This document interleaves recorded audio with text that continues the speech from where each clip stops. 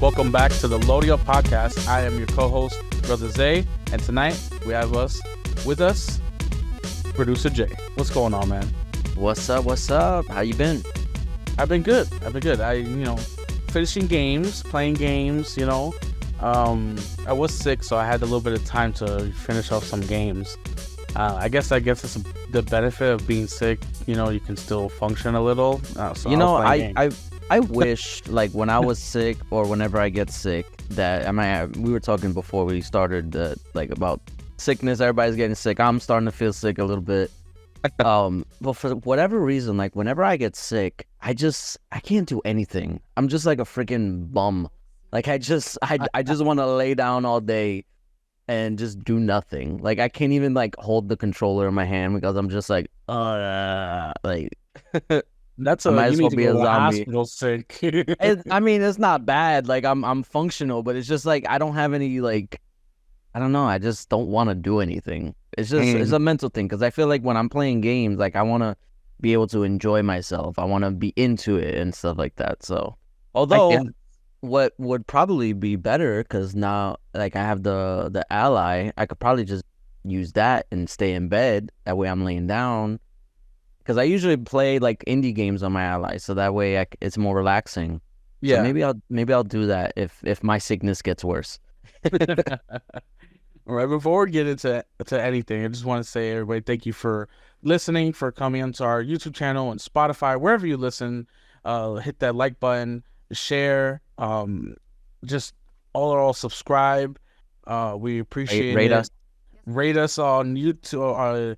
Is it the Spotify and Apple podcast? If you're listening over there, give us a rating. It's all free. And I know a lot of people who do listen are not subscribed. It's free. Just hit that subscribe button so you get the notification that we sent out another video. We have some really great news that came out last week. We got sponsored officially by several sponsorships. We've been so very lucky. W Energy, NordVPN, and even Starforge PCs. That's a brand new one that we just found out today. So we're going to be incorporating all of this into the future episodes. So if you're looking for either energy drinks to protect your identity and or to even get a brand new PC, Loading Up Podcast is here with your discount. So click those links, hit subscribe, and thank you for listening. Absolutely. All right. Yeah, let's get into what we've been playing. Have you been playing anything? So I will admit I haven't been playing much. I know. But like I said last week, I've been starting Life is Strange: True Colors. Yeah. I just got past.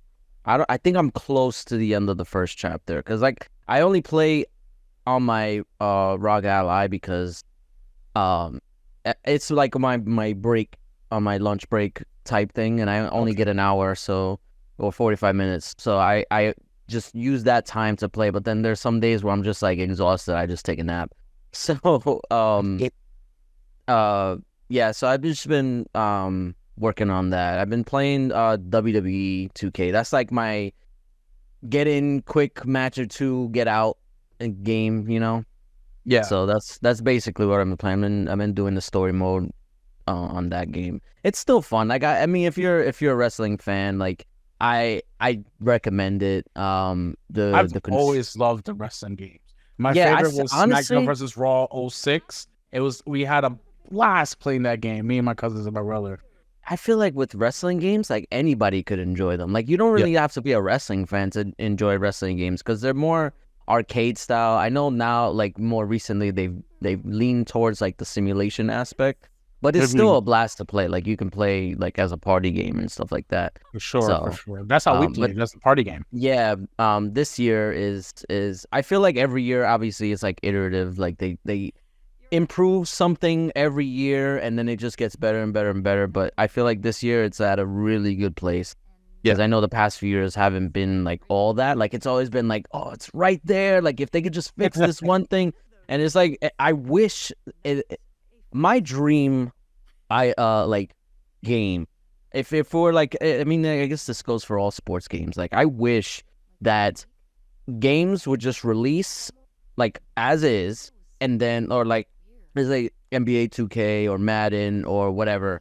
They'll release as is and then just do content updates instead of like releasing a whole game. Like it's Whole games of the year, yeah. they can still charge the same price. Like I'm sure people will be fine with that, but instead of having like to buy the whole game and restart everything, like you just buy the next season or whatever the case may be, and it'll basically be like a reset, but you don't have to buy a whole new game in order to do it.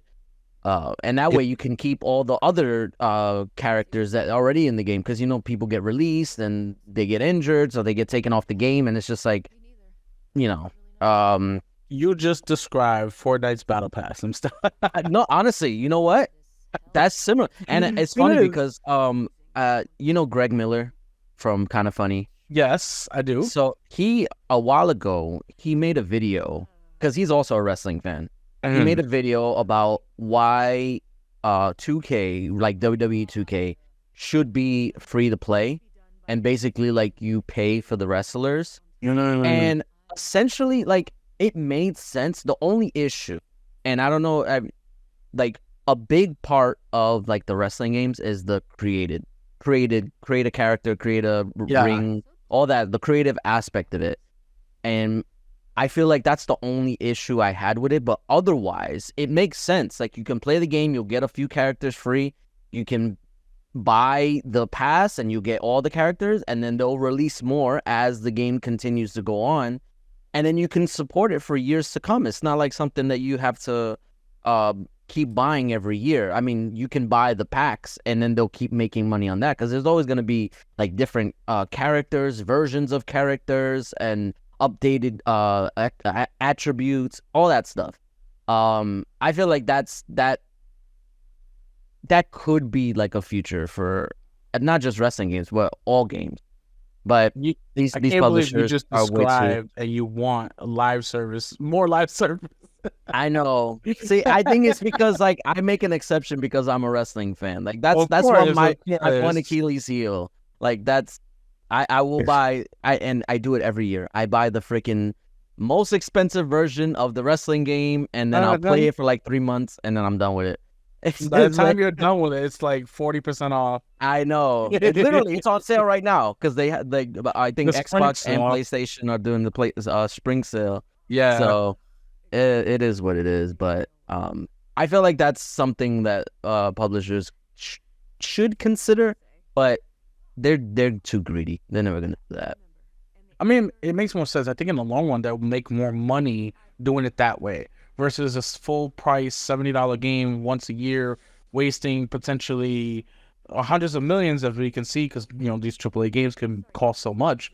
They can shove that into marketing and or into their shareholders' pockets, and then just release content updates, like you're saying, and charge for those updates.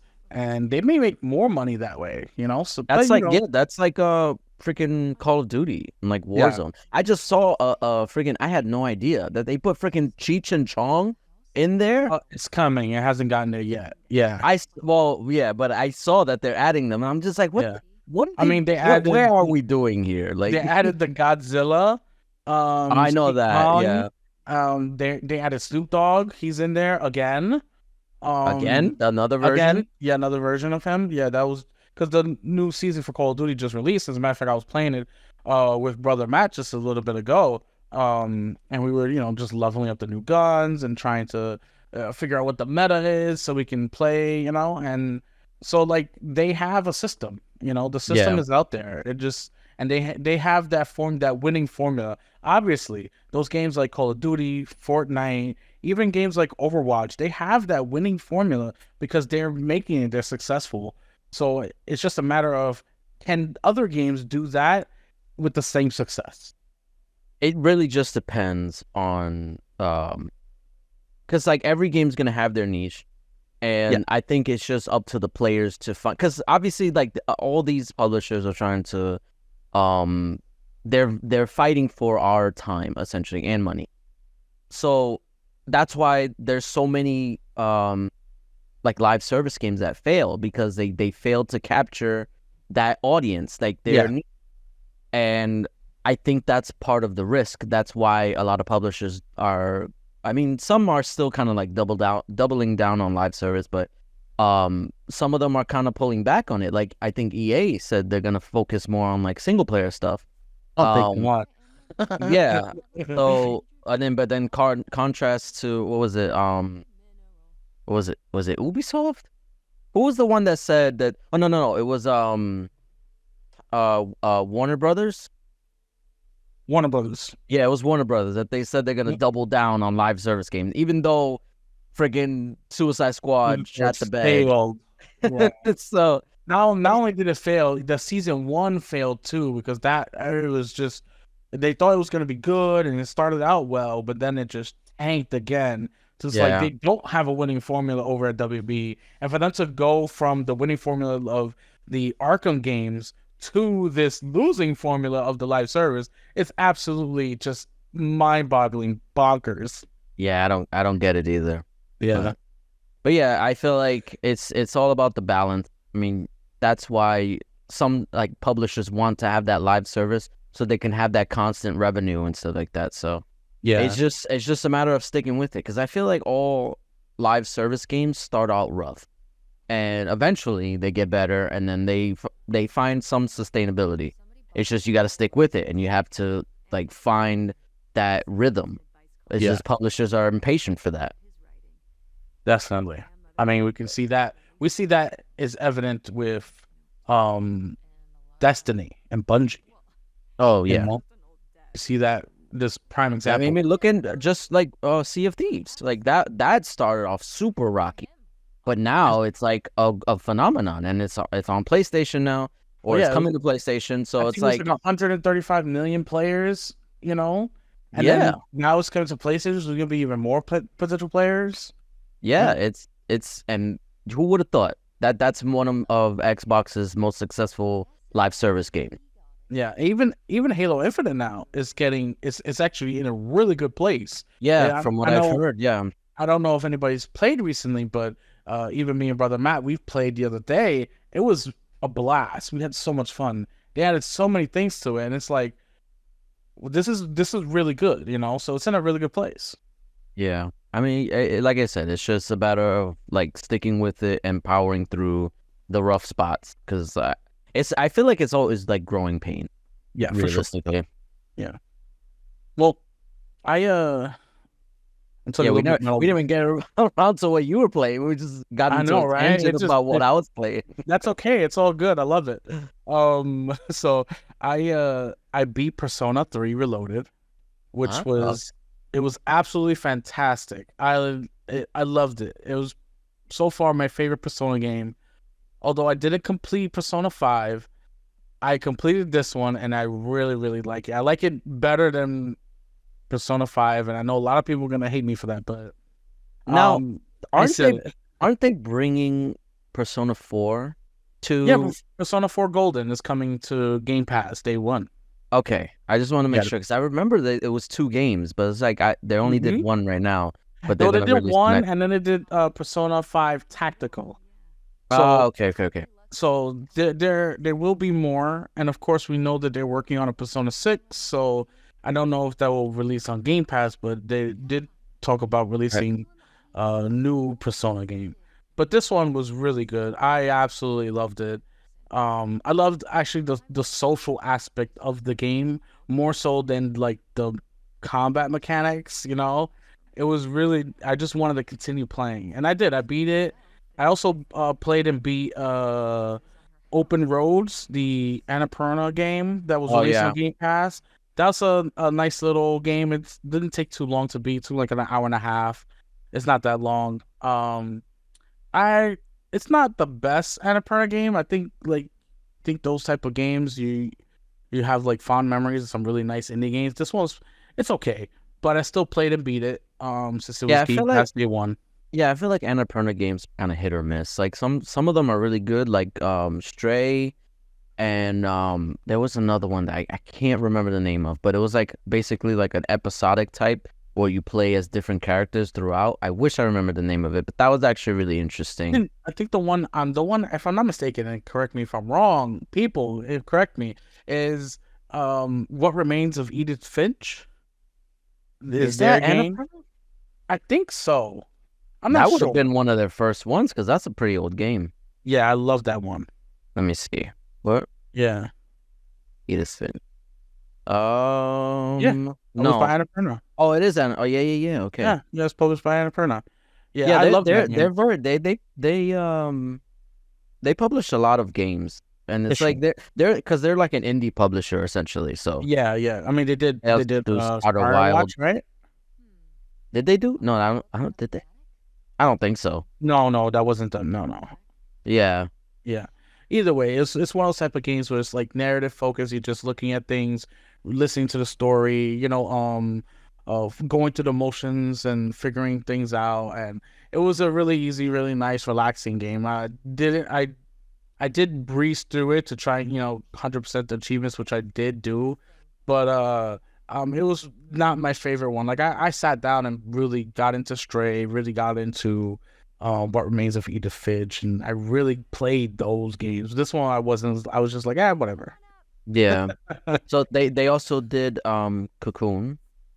They also Cocoon. did was it 12 Minutes?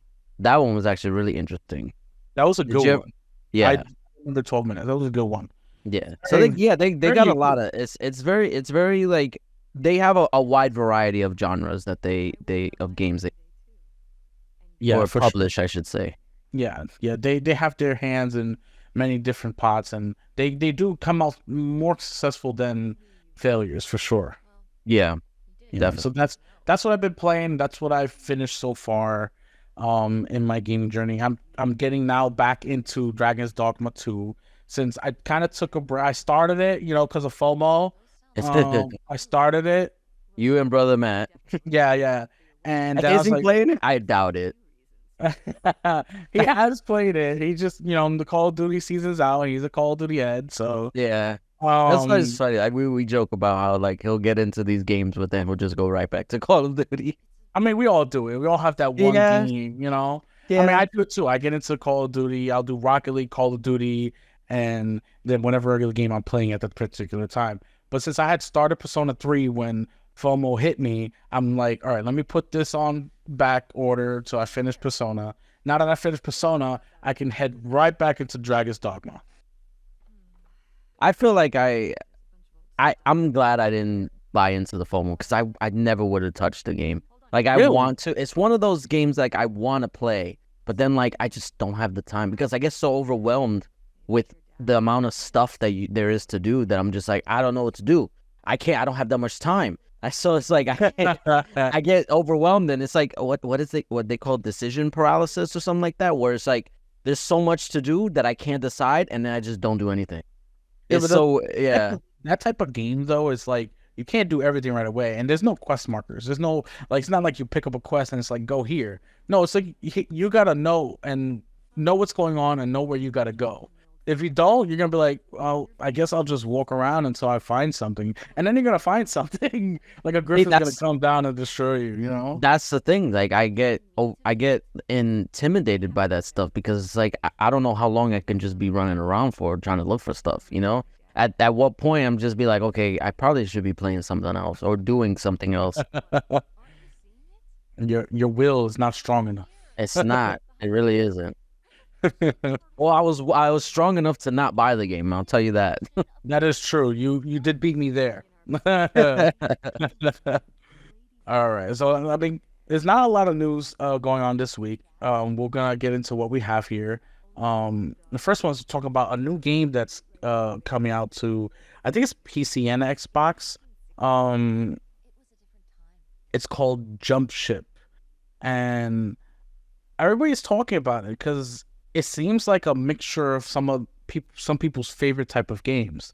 It's sort of like Sea of Thieves in space meets Left 4 Dead on the ground, where you're fighting enemies and shooting enemies on the ground, and then you're out into space, jumping, being pirates in space, basically. And the gameplay, what they have of the reveal trailer, looks very interesting.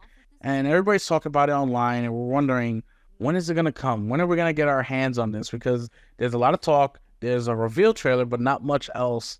And I just need to see more of this. because Yeah. the game looks really cool. You know what? I'm looking at the trailer right now because I Uh-huh. saw it. I saw people talking about it, and I didn't really like look too much into it. This looks a lot like Starfield.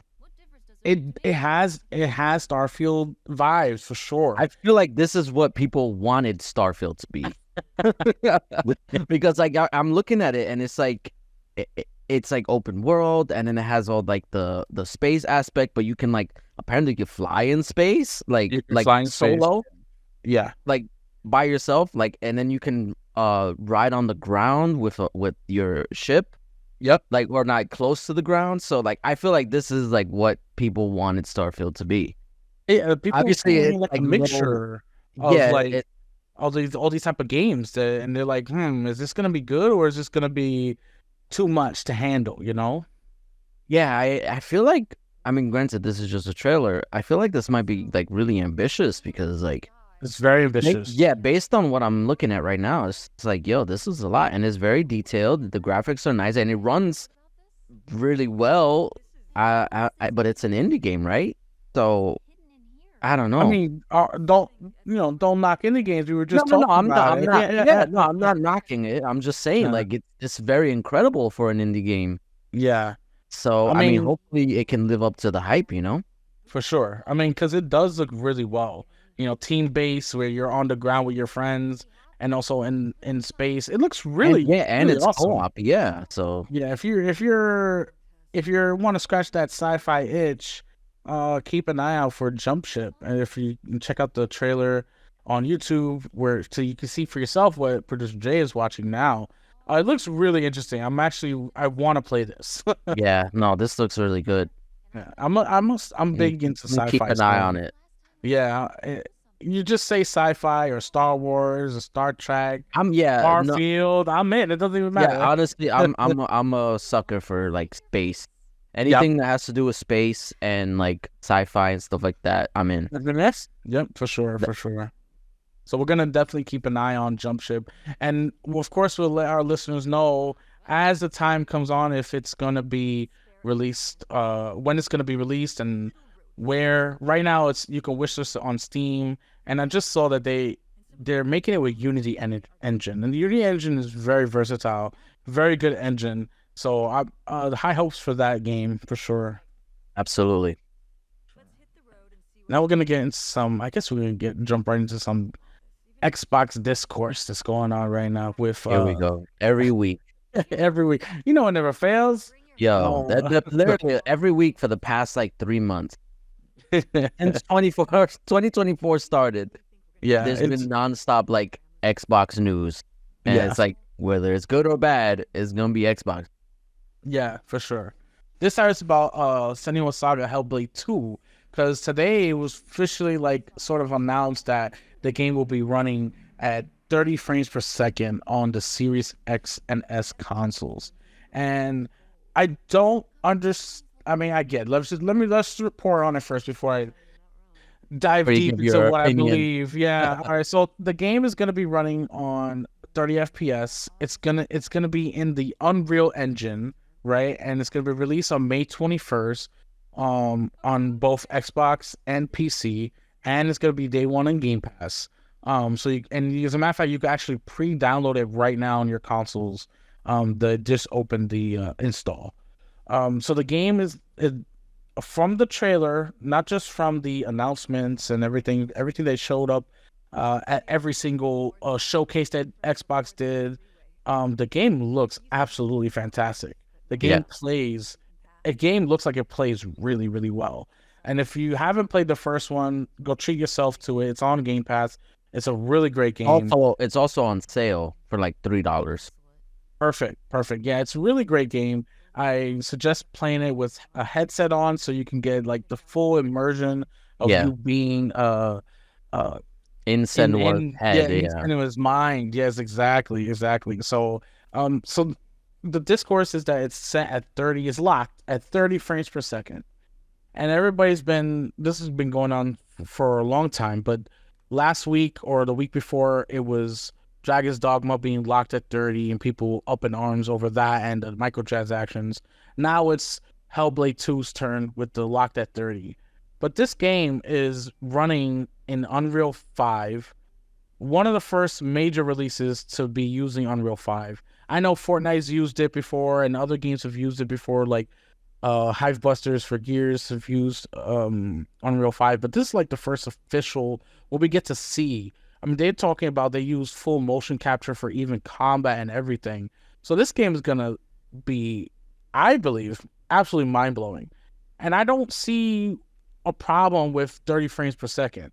I mean, some of the best games that's ever existed, Red Dead 2, Ghost of Tsushima, GTA 5, some of the best games you could think of were all 30 frames per second. Even Cyberpunk was 30 frames per second. And I know that launched in a terrible state, but ultimately right now I think it's still running at 30 frames per second on consoles. There's a 60 if you're playing on the last gen consoles. It was running at 30. Yeah, but yeah. Play on Series X and PS5, it runs at 60. Either way, these games, all these really great, amazing games with the big story, have all been running 30 frames per second. Nobody's batted an eye back then.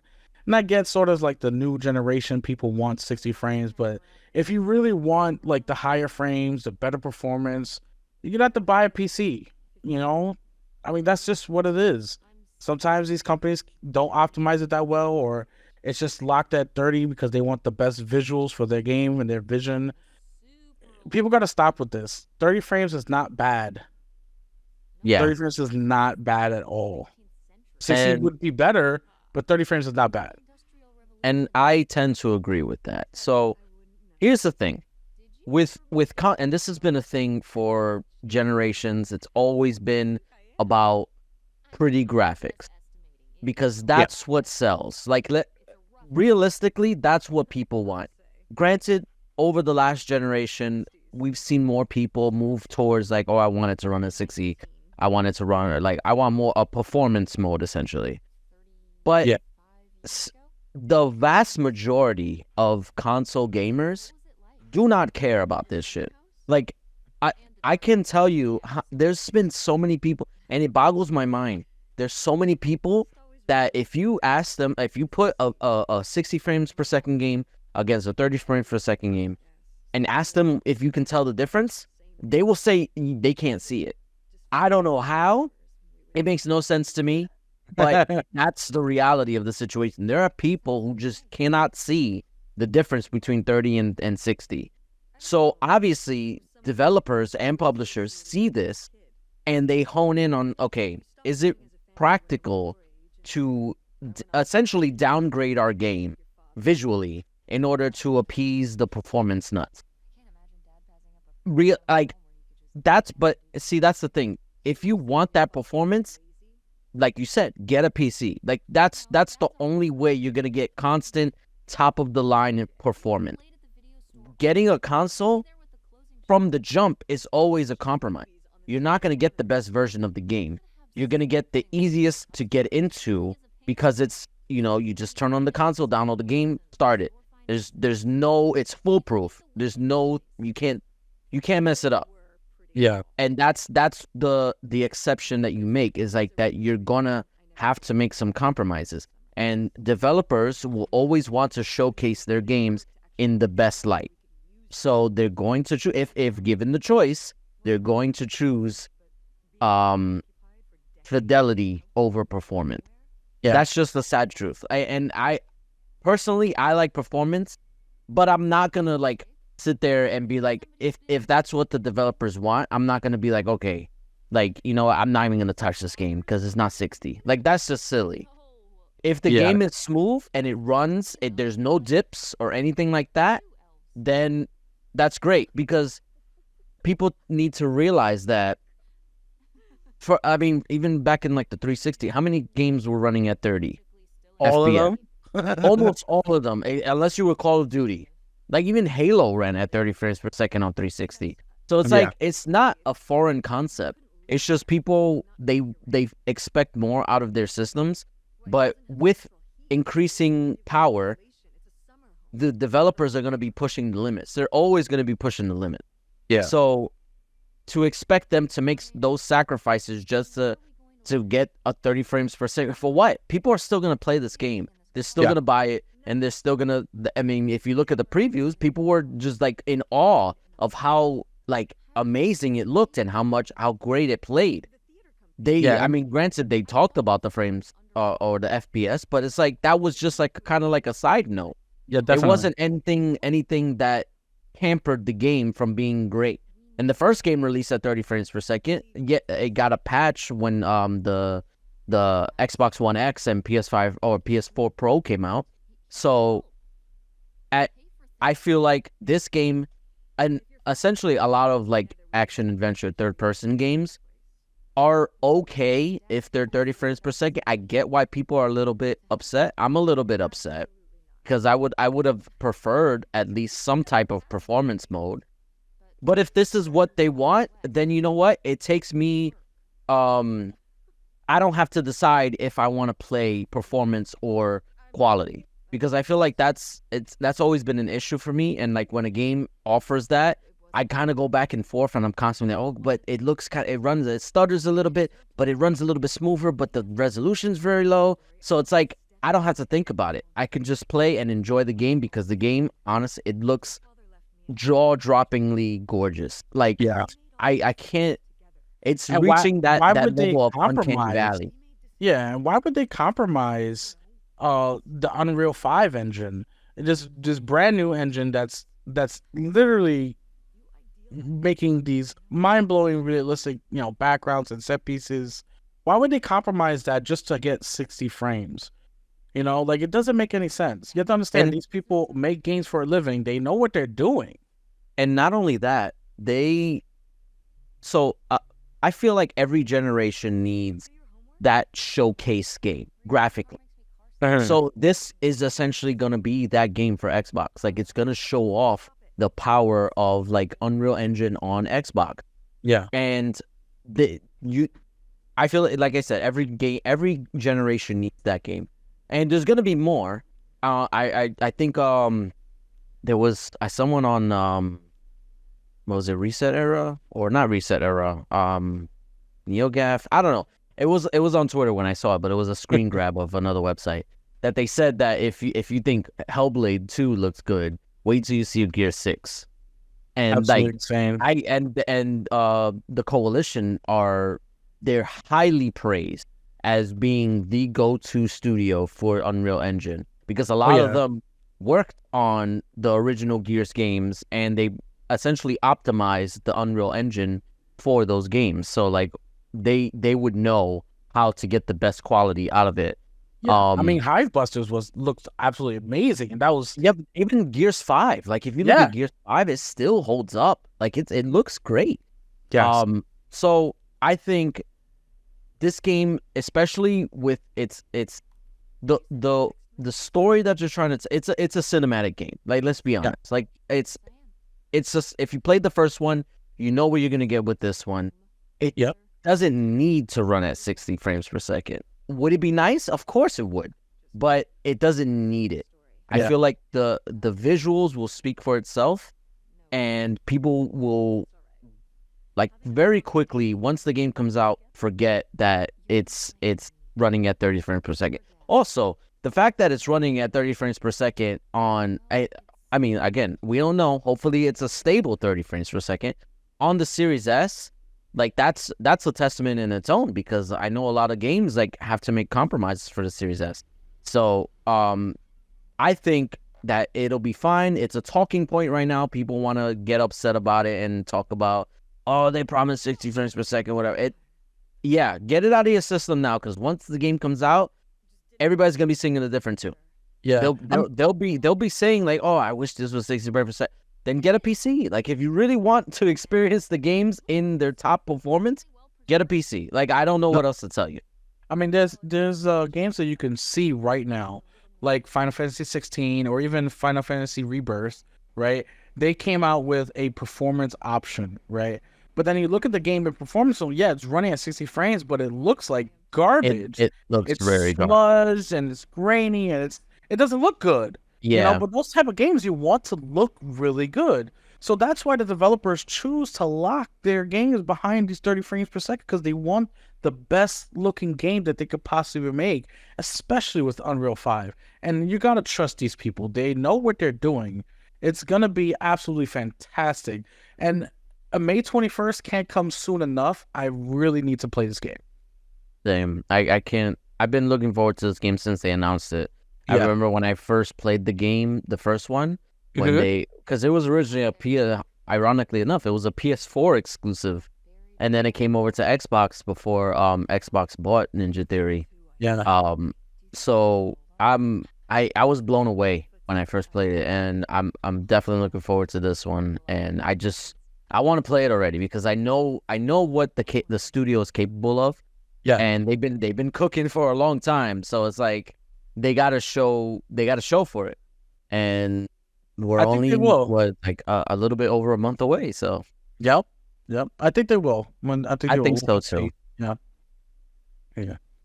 All right, let's move on to some Ubisoft Toronto teasing upcoming Splinter Cell remake with just teasing in their Facebook. They switched their banner and their picture to be like a hint at a Splinter Cell remake. Now we know that they're going to do a Ubisoft Forward, and everybody's like pointing up to the Forward. Like this Ubisoft Forward is going to announce finally a Splinter Cell remake. I think you got your wish. Look, they've been teasing this for so long. I remember when they first announced. Well, it wasn't even announced. It was accidentally announced. I think it was like one of the creative directors at Ubisoft or something like that just happened to mention like, hey, we're recording for the next Splinter Cell. And it was just like that. And then it was deleted. And I was just like, really? Like that's how you're gonna do it? And the fact that I guess I do appreciate that Ubisoft was they didn't jump the gun, because it's so easy for publishers to be like, oh, like we need that game, we need the hype to stir up the hype or whatever, so they'll just release a teaser, they'll just show like the freaking Splinter Cell the night vision goggles thing, and that'll be it. Honestly, that would have been it for me, honestly. But that's what they kind of did. But that's what they're doing now. But I think we're gonna get like a full reveal. Like it's not just gonna be a teaser, because supposedly they've been working on this game for years now. And I just hope that it lives up to expectations, because I love Splinter Cell. I literally have all the games ever since they became backwards compatible. I bought all of them. Oh wow! And and I mean, granted, I haven't played them, but I played them when they originally came out. But Splinter Cell is one of those games where like I'm a big fan of stealth. Like in any game, like I feel like I mentioned this before. Yeah. If there's a stealth option, that's what I'm doing. Like that's just my forte. I like sneaking around. I like figuring out how to get past guards and stuff like that. And Splinter Cell was the embodiment of that. So I feel like this has to nail it, because if you think the reason why they stopped making Splinter Cell games, because the stealth action genre was kind of like taking a dip as people were moving towards like Call of Duty and the action. Like every game was trying to be like action oriented, and I feel like the stealth action genre was taking a backseat, and people didn't want to focus on that anymore. It was all about in your face, bombastic set pieces and stuff like that. So yeah, I'm very much looking forward to this. I hope it's one thing I do hope is that they got Michael Ironside to return as Sam Fisher, because they got that other guy to change or to replace the voice of Sam Fisher in Splinter Cell Blacklist. And I avoided that game specifically because of that, because I was just like, that is not my Sam Fisher. That's not the one I grew up with. So hopefully they got him to return. That is hilarious. I'm telling you, like, there's no. I mean, granted, they got him to return when they brought him back. What was it for? Ghost Recon. Was it Wildlands? I did Wildlands or the other one, Breakpoint. One of the two. One of them where they did the DLC that was Splinter Cell. Yeah, yeah. So yeah, they got him to return for that. So I pray that they got him to return for an actual game. And yeah, I feel like I've said this before, like the exact same thing. I'm hyped, but this is Ubisoft, so I have to temper my expectations. Here we go again. I don't want them to. I don't want to be let down, and I feel like I might be. Calm down, okay? We'll find out more on Ubisoft Forward June 10th. That is the official date. It actually is going to be a live show in LA. So I feel like this is going to be a big Ubisoft Forward. And I think you may be right to temper your expectations, right? So you don't get too disappointed. But I think you'll be surprisingly I think you'll be surprised.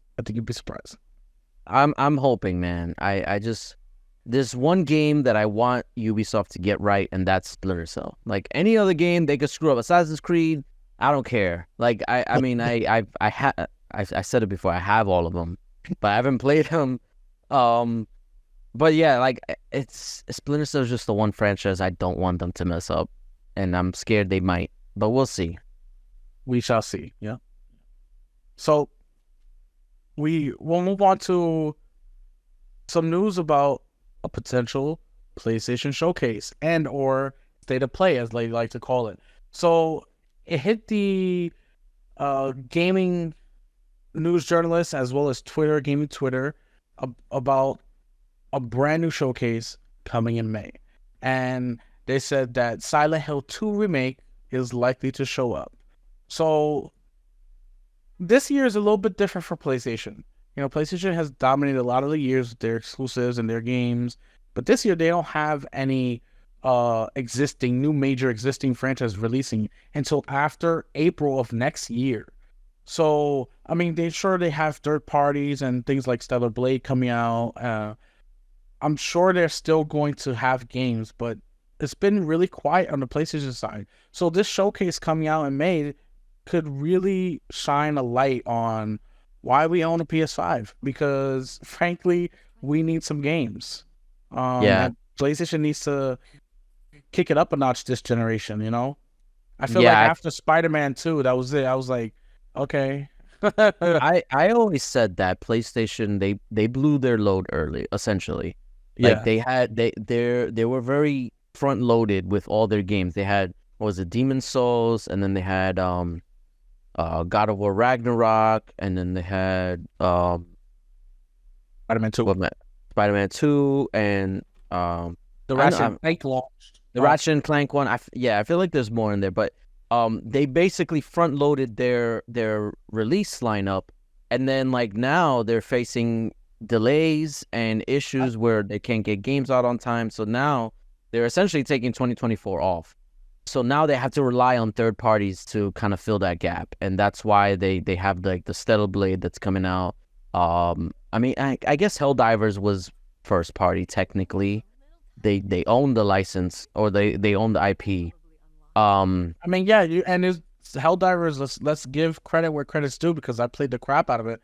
Helldivers was a major success for PlayStation. Yeah, of course. I think most of that success does come from the Steam sales and the Steam community are rallying against to spread managed democracy. Because I think at any moment there's always 300,000 people playing on Steam for Helldivers 2, which is absolutely amazing. The game has come a long way from the first one. So where credit's due, Sony did release a really big banger this year. But that was just one game throughout the whole year. I feel like we went through this with what, 2020, I think it was 23 or 22 for Xbox, where they had nothing for the whole year, and everybody's like, Xbox is dead. But we don't hear that about PlayStation, because all they released was Helldivers 2, Yeah. I think a lot of it is just because PlayStation, they build up the rapport with gamers that okay, even if it takes a little while, they're going to deliver. With Xbox, it's been a little bit hit or miss. Granted, it's stuff that's out of their control, like with COVID and stuff like that. They have delayed games. and stuff. All that stuff, it plays a factor. People don't want to admit it, but it plays a factor. For sure. So in terms of like with PlayStation, um, I think like I said, they're kind of relying on the third parties to fill that gap, and especially like with this state of play slash show, I think it's gonna be a state of play. I don't think it's gonna be a showcase because I think it's still too early for a showcase. I feel like with showcase, they usually do it earlier in the year or they do it later in the year.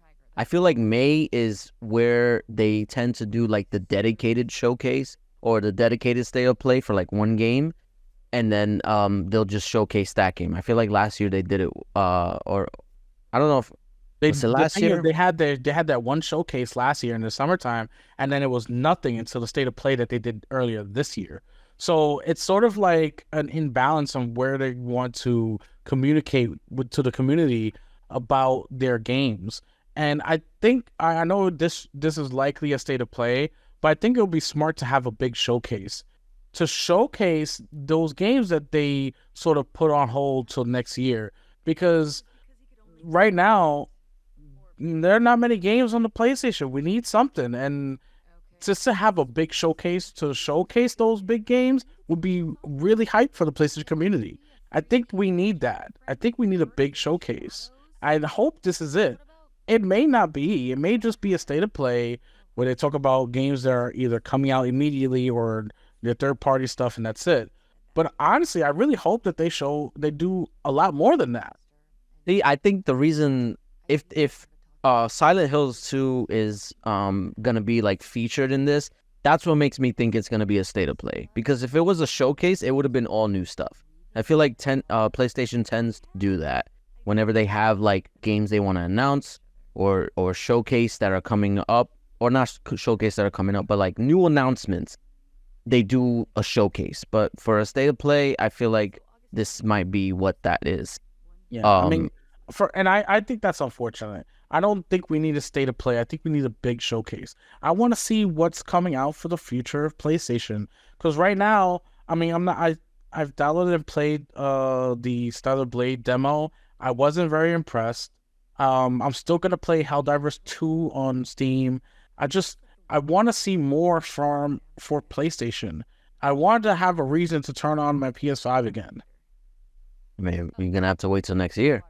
At least I'll be hyped about it. You know, yeah. I'll know about something. Right now, I don't know anything, and it's like, well, okay, whatever, you know. And it kind of sucks. It really does. Yeah, I mean, that's one of those things too. It's like you said, this is what Xbox had to deal with in 2022. So honestly, or was it 2020? No, it was 2022. 2022, yeah. Yeah, so I think it's just one of those things where the timing didn't work out. A time will tell if this is actually even a thing. Like, granted, this is still a rumor. We don't know if it's actually a real thing. I always say that PlayStation insiders don't exist. There's no such thing, because every time there's a PlayStation rumor or scoop that a state of play or a showcase is going to happen, it doesn't happen. Like, it just literally every month you'll see the same people. PlayStation showcase rumored to be happening at the end of the month, and it's like, no, like see, those are the fanboys, right? So this particular sort of rumor comes from Jeff Grubb, who has a better track record than just the fanboys talking on Twitter. You're right. You know? Yeah, I feel like Jeff Grubb has a better track record than majority of fanboys.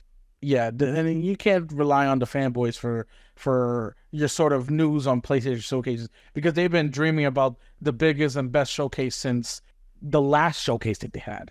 So we'll take Jeff Grubb's grain of salt rumor as is, because he has a good track record.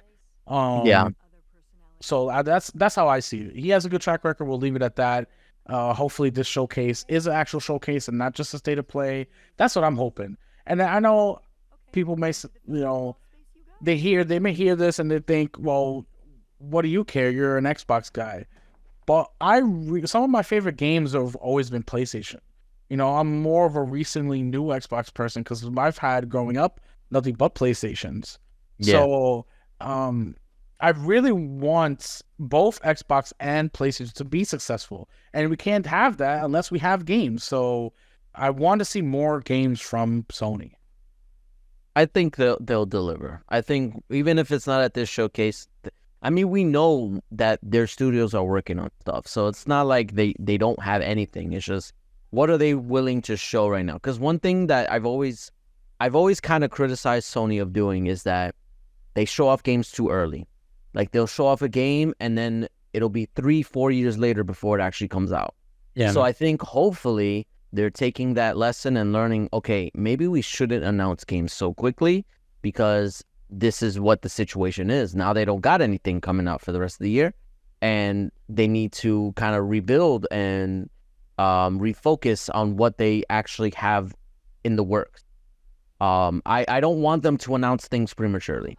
So we'll see what ends up happening with them. But I think either way, I feel like obviously PlayStation is going to be fun. It's not a big deal. Yeah, But we'll see if this actually comes to be. definitely. I think that's it. That's what we have for the news, though. Okay. Yeah. Yeah. We'll just end this shortly because like it's one of those slow news weeks. Like I feel like everybody's like kind of like in the pre. I mean, I want to call it E3. It's not E3 anymore. I know. E3 doesn't exist. It's the pre-summer showcase draw that everybody's going through in terms of news. Like, yeah, there's stuff here and there to talk about, but for the most part, it's kind of like slim picking. But I mean, we'll still be here. We'll still talk about whatever there is to talk about. I mean, there is always something, you know. Definitely. We'll always be here. We'll let you know with all the latest news and updates and rumors and what we think about it. Yes.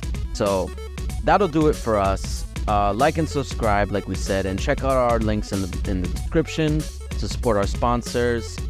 And guess that's it. We will see you guys next week. Peace. Peace.